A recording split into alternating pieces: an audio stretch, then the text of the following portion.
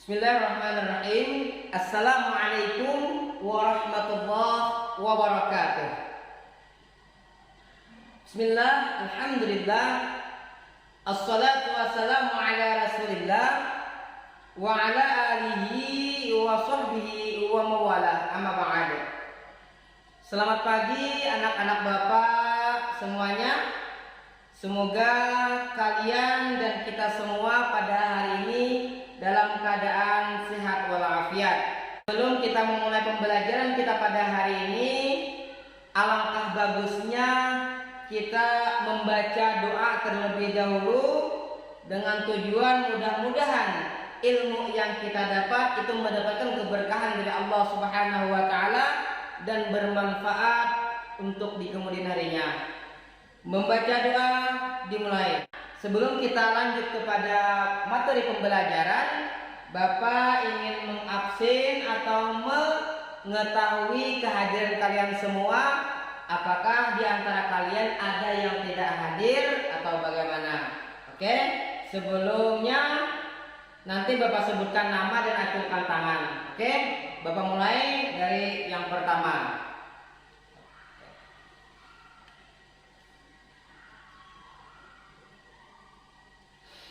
Oke, alhamdulillah berarti hari ini kalian semuanya siswa-siswi Bapak hari ini dalam keadaan lengkap, alhamdulillah.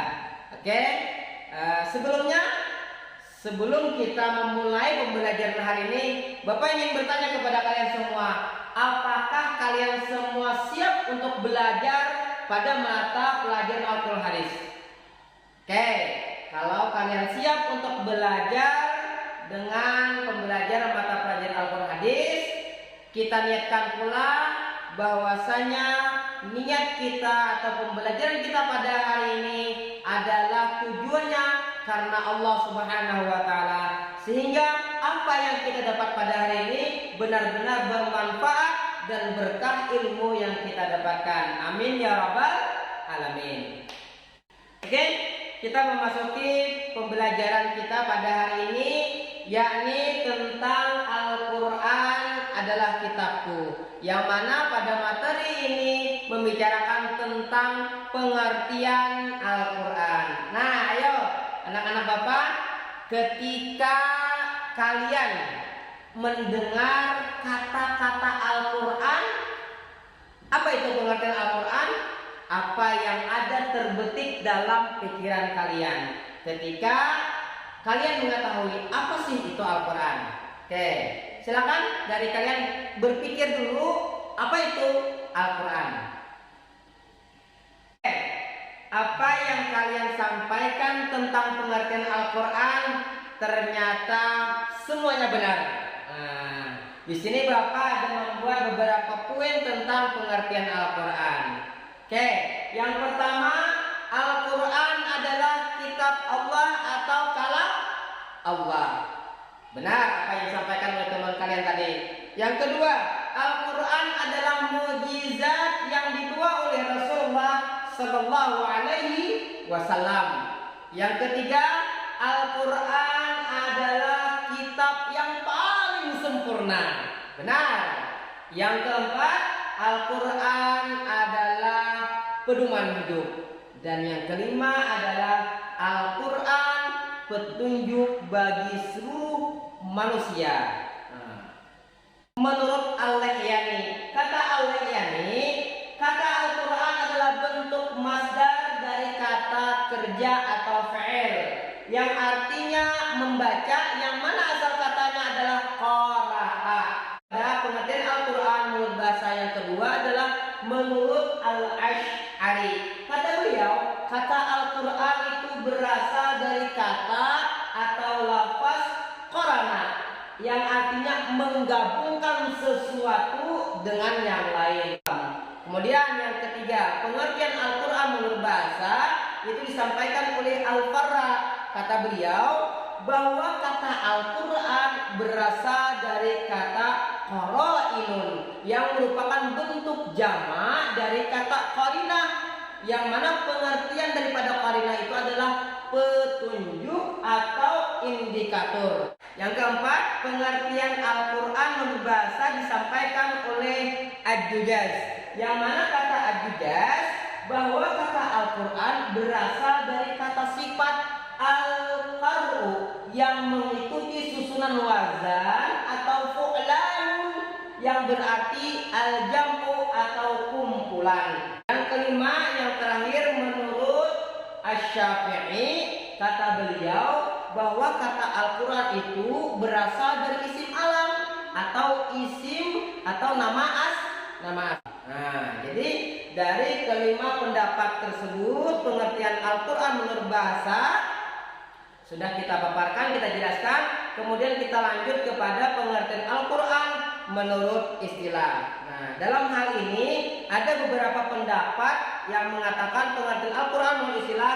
Yang pertama disampaikan oleh Syekh Muhammad Khusairib, yang mana pengertian Al-Quran itu adalah Al-Quran huwal lafzu al-arabiyyu al-munazzalu ala Muhammadin sallallahu alaihi wasallam litadabburi wa tadabburi al-manqul mutawatiran wa huwa ma daffataini al-mabdu bi suratil Fatihah wal makhtum bi suratin Nas, yang artinya Al-Quran ialah lafaz atau firman Allah yang berbahasa Arab yang diturunkan kepada Nabi Muhammad SAW untuk dipahami isinya dan selalu diingat, dan disampaikan dengan cara mutawatir dan ditulis dalam mushaf yang dimulai dengan surah Al-Fatihah dan diakhiri dengan surah An-Nas. Pendapat yang kedua, pengertian Al-Quran menurut istilah adalah disampaikan oleh Subhi Salih. Kata beliau, Al-Quran wal kitab al-mu'jizul munazzalu ala Nabi sallallahu alaihi wasallam al-maktubu fil masahifil manqul alaihi bitawatturi al-muta'abbadu bitilawah.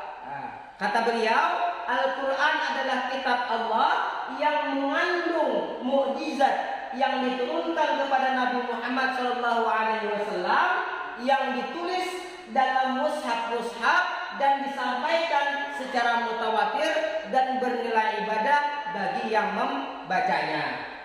Kemudian pengertian Al-Quran menurut istilah yang ketiga adalah disampaikan oleh Syekh Muhammad Abduh. Kata beliau, Al-Kitabu huwal Quran al-maktubu fil masahifi al-mahfuz fi suduri man ana bihibdihi minal muslimin. Kata beliau, kitab Al-Quran adalah bacaan yang tertulis dalam mushaf-mushaf yang terpelihara di dalam dada orang yang menjaganya dengan cara menghafalnya, yakni orang-orang Islam.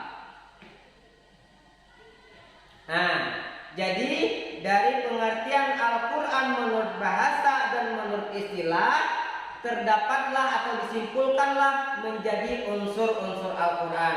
Di antara unsur-unsur Al-Quran itu sendiri adalah yang pertama, Al-Quran adalah firman Allah atau kalam Allah Subhanahu wa Ta'ala. Yang kedua, Al-Quran terdiri dari lafaz berbahasa Arab. Yang ketiga, Al-Quran diturunkan kepada Nabi Muhammad SAW.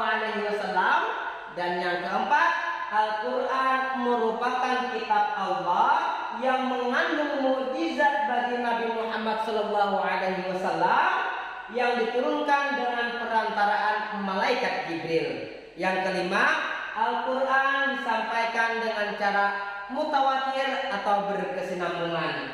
Yang keenam, Al-Quran merupakan bacaan mulia dan bagi yang membacanya bernilai ibadah. Yang ketujuh, Al-Quran ditulis dalam mushaf-mushaf yang diawali dengan surah Al-Fatihah dan diakhiri dengan surah An-Nas. Dan yang kedelapan adalah Al-Quran senantiasa terjaga dan terpelihara kemurniannya dengan adanya sebagian orang-orang Islam yang menjaganya dengan cara menghafal Al-Quran dan nama-nama selain daripada Al-Quran. Dari penjelasan dan paparan yang sudah dijelaskan tadi, apakah kalian bisa memahami, bisa mengerti dengan apa-apa yang telah Bapak jelaskan tadi? Semoga penjelasan dari Bapak tadi bisa dimengerti oleh kalian semua dan tentunya bermanfaat bagi diri Bapak dan bagi kalian semua. Semoga apa yang Bapak sampaikan pada hari ini mendapatkan keberkahan dari Allah Subhanahu wa taala. Oke, di antara kalian apakah ada yang ingin bertanya daripada pemaparan daripada yang telah Bapak sampaikan tadi? Oke, silakan disampaikan pertanyaannya. Selanjutnya, setelah kita melakukan diskusi tanya jawab, kalian Bapak minta untuk menjawab pertanyaan yang telah Bapak berikan, yang telah Bapak sodorkan tadi, dijawab. Setelah selesai, nantinya kalian bisa kumpulkan kepada Bapak.